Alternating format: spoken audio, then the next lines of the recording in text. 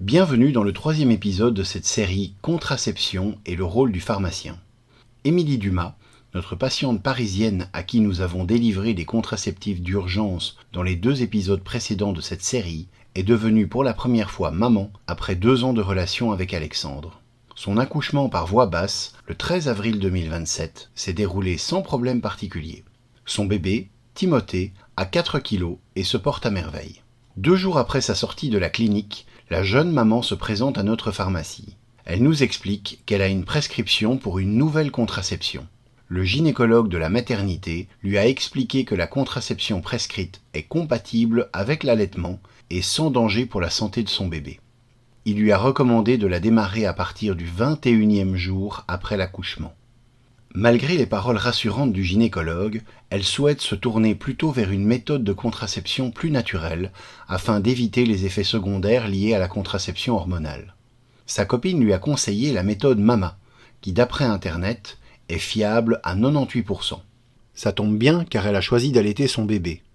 Toutefois, elle a lu sur Internet qu'il faut respecter certains critères pour que cette méthode soit pleinement efficace. Elle nous demande si cette méthode est appropriée pour elle. Qu'est-ce que la méthode MAMA ? MAMA signifie méthode de l'allaitement maternel et de l'aménorrhée. C'est un moyen de contraception qui s'applique seulement aux mères qui allaitent.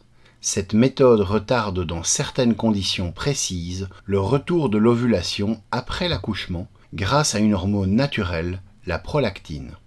On peut avoir recours à cette méthode immédiatement dès l'accouchement et elle peut fonctionner avec une fiabilité de 98% jusqu'à 6 mois après l'accouchement.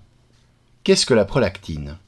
La prolactine est responsable de la synthèse et de la sécrétion du lait. Lorsque son taux est supérieur à un certain seuil, la prolactine a également un rôle inhibiteur de l'ovulation. La prolactine est sécrétée de façon pulsatile par les cellules lactotropes de l'adéno-hypophyse, c'est-à-dire l'hypophyse antérieure. Lors de la mise au sein, la succion de l'enfant stimule les récepteurs qui se situent en périphérie de l'aréole, les récepteurs sensibles à l'étirement. Ces récepteurs envoient un message à l'hypothalamus qui cesse alors la sécrétion de PIF, Prolactin Inhibiting Factor, par les neurones hypothalamiques, ce qui a pour effet d'augmenter la sécrétion de prolactine par l'antéhypophyse. Le taux maximal de prolactine est atteint après 20 minutes de stimulation. Il s'agit donc d'une levée d'interdit, mais elle est de courte durée. Le facteur inhibiteur dopaminergique se remet en place immédiatement après la libération de la prolactine et le restera jusqu'à la prochaine stimulation. Cette méthode est-elle appropriée pour Émilie ? Si cette patiente souhaite utiliser cette méthode, il est essentiel qu'elle réponde oui à tous les énoncés suivants. Je suis la maman d'un nourrisson de moins de 6 mois. Le bébé est nourri exclusivement au sein jour et nuit à la demande, 6 à 10 tétées par 24 heures, avec pas plus de 6 heures entre 2 tétées la nuit et pas plus de 4 heures le jour. Il ne reçoit aucun autre liquide ou aliment, à l'exception des gouttes, sirop de vitamines, minéraux ou médicaments. Mes règles n'ont pas recommencé, c'est-à-dire que je n'ai eu aucun saignement vaginal pendant 2 jours consécutifs ou plus, à l'exception des légers saignements durant les 56 jours après l'accouchement. Si la réponse est oui pour tous ces énoncés, la patiente peut utiliser cette méthode car elle répond à toutes les conditions d'efficacité de la méthode MAMA qui sont les suivantes. Premièrement, la mère doit être dans les 6 premiers mois postpartum car la méthode MAMA ne peut être contraceptive que jusqu'à 6 mois après l'accouchement. Ensuite, la mère doit allaiter exclusivement. Le tire-lait est-il compatible avec la méthode MAMA ? Non. L'utilisation du tire-lait n'est pas compatible avec la méthode MAMA qui est moins efficace si la maman tire son lait étant donné que le tire-lait ne peut pas reproduire la succion du bébé. L'allaitement est à la demande du bébé et ne suit aucun horaire fixe. Lorsque le bébé a faim, il tète plus vigoureusement que lorsque la mère décide de l'horaire. Ce genre de tétée stimule davantage la production de prolactine. L'allaitement doit être pratiqué jour et nuit au rythme d'environ 6 à 10 tétées par 24 heures. Par ailleurs, l'espacement entre 2 prises au sein doit rester inférieur à 6 heures la nuit et à 4 heures le jour. En effet, pour que la prolactine joue un rôle, il faut qu'elle soit produite en quantité suffisante. La mère n'a pas eu le retour des couches. Le retour des couches, c'est le nom donné aux premières règles après l'accouchement. Il intervient environ 14 jours après la première ovulation, ce qui signifie qu'un risque de grossesse existe avant l'apparition des premières règles. Chez les femmes qui n'allaitent pas, le retour des couches survient en moyenne 6 à 8 semaines après l'accouchement. La durée du retour des couches peut varier d'une femme à l'autre, mais généralement, les premières règles après l'accouchement sont plus longues que la normale et peuvent durer de 7 à 10 jours. Le retour des couches ne doit pas être confondu avec les lochies. Les lochies contiennent du sang, du mucus cervical, mais aussi des résidus utérins sous forme de caillots et des débris de membranes placentaires. Elles surviennent juste après l'accouchement. Chez certaines femmes, elles peuvent durer 2 semaines, pour d'autres 1 mois, voire plus. De manière générale, pour la plupart des femmes, les lochies cessent entre 4 et 6 semaines après l'accouchement. Elles sont tout à fait normales et permettent à l'utérus de se nettoyer et de retrouver progressivement sa taille d'avant-grossesse.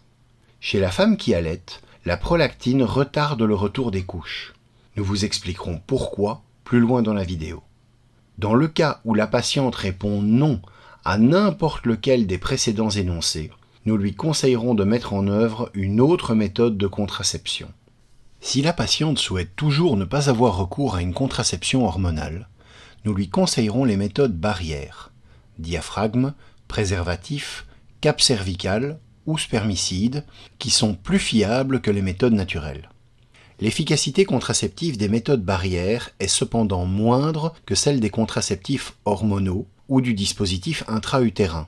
Le taux d'échec est de 2 à 13% pour le préservatif masculin, de 5 à 21% pour le préservatif féminin, de 6 à 12% pour le diaphragme, de 9% pour la cape cervicale chez les femmes n'ayant pas eu d'enfant, et jusqu'à 26% chez les femmes ayant eu au moins un enfant, car la cape s'adapte alors moins bien au col de l'utérus.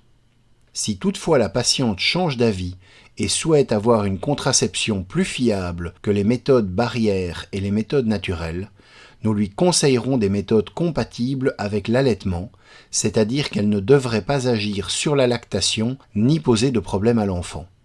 En l'absence de contre-indication, les méthodes contraceptives recommandées chez la femme allaitante sont les progestatifs seuls, pilules, implants sous-cutanés ou injections, à partir de 21 jours après l'accouchement, et les DIU au cuivre ou au lévonorgestrel à partir de 4 semaines après l'accouchement.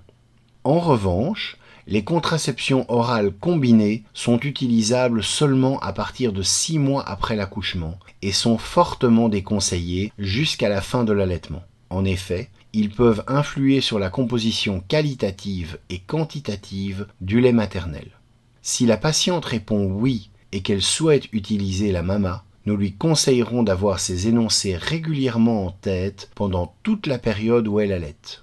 Une autre méthode de contraception devra être immédiatement utilisée tout en allaitant en cas de retour des règles, si les tétées sont moins fréquentes et moins longues, si le bébé commence à prendre le biberon, et également dès que le nourrisson nourri exclusivement au sein atteint l'âge de 6 mois. Pourquoi la méthode MAMA retarde-t-elle le retour de l'ovulation après l'accouchement ? En dehors de la grossesse, la prolactine est présente en permanence dans le sang en faible quantité, à un taux normal de 5 à 27 microgrammes par litre. Après s'être maintenue en quantité élevée durant la grossesse, la concentration en prolactine chute au moment de la naissance. Chez la femme qui a fait le choix de ne pas allaiter, le taux de prolactine revient plus vite à des valeurs normales. Il revient à son niveau d'avant-grossesse en 2 semaines. Ce retour à la normale déclenche la réapparition des cycles menstruels. Les ovaires recommencent lentement à fonctionner et les femmes qui n'allaitent pas reprennent leur ovulation environ 4 à 6 semaines après l'accouchement. Une fois l'ovulation terminée, elles auront leurs règles environ 2 semaines plus tard. Chez la femme qui allaite exclusivement, la baisse du taux de prolactine est plus progressive et s'étale sur plusieurs mois de lactation. Durant les premiers mois d'allaitement, son taux reste plus haut que celui d'une personne qui n'allaite pas et à partir de 3 mois, Même si l'allaitement continue, le taux de base de la prolactine est redevenu équivalent à celui antérieur à la grossesse. Chaque mise au sein va provoquer des pics de prolactine. Lorsque le taux dépasse un certain seuil, la sécrétion de GnRH, l'hormone de libération des gonadotrophines hypophysaires, est altérée. Et lorsqu'une quantité moindre de GnRH est sécrétée, les sécrétions de FSH et LH de l'hypophyse antérieure diminuent également. La FSH, l'hormone folliculostimulante, est essentielle pour la maturation des follicules ovariens, et la LH, l'hormone lutéinisante, est une hormone clé de l'ovulation. Son augmentation très rapide au 14e jour du cycle menstruel, le fameux pic de LH, permet la libération d'un ovocyte par l'ovaire. En altérant la sécrétion de ces hormones, la prolactine entraîne un blocage de l'ovulation.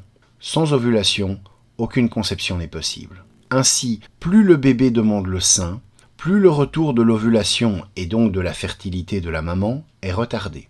C'est pourquoi le retour des couches avec l'allaitement peut durer plusieurs mois, parfois même jusqu'à l'arrêt total de l'allaitement et le sevrage du bébé.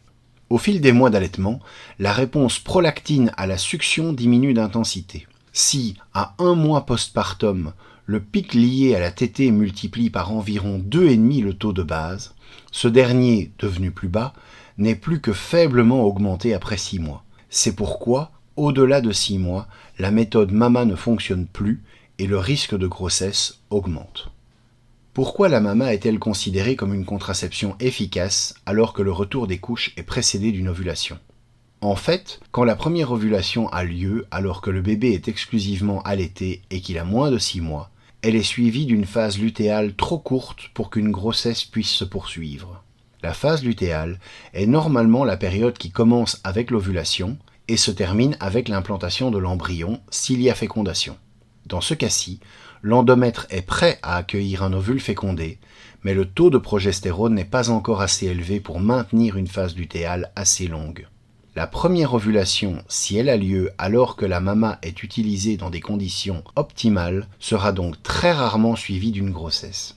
Après avoir écouté nos explications, la patiente a décidé de ne pas utiliser l'allaitement maternel comme moyen de contraception, car son mari et elle ont décidé d'opter pour l'allaitement mixte. Ils ont fait ce choix car Alexandre a envie de participer à l'alimentation du petit Timothée. Pour lui, c'est un moment privilégié pour tisser le lien avec son bébé.